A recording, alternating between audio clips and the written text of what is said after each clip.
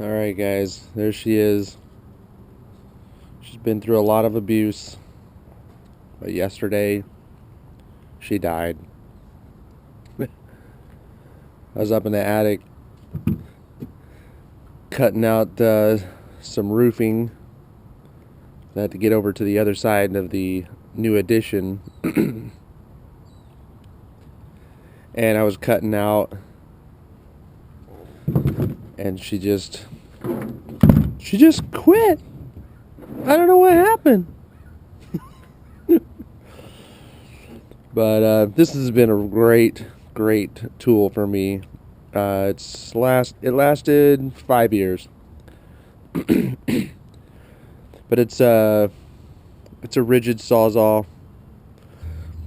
Boy, you find something you like, just stick with it.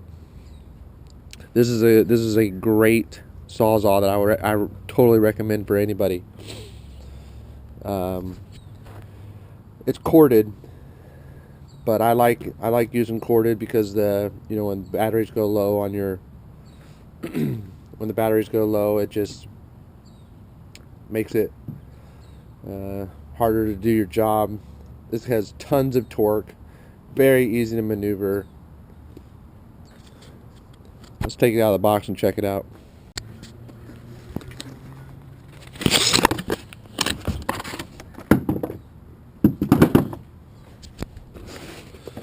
Okay, this is what I like about this Sawzall. Is I just like the bag that it comes with as well. Oh sweet, free blade.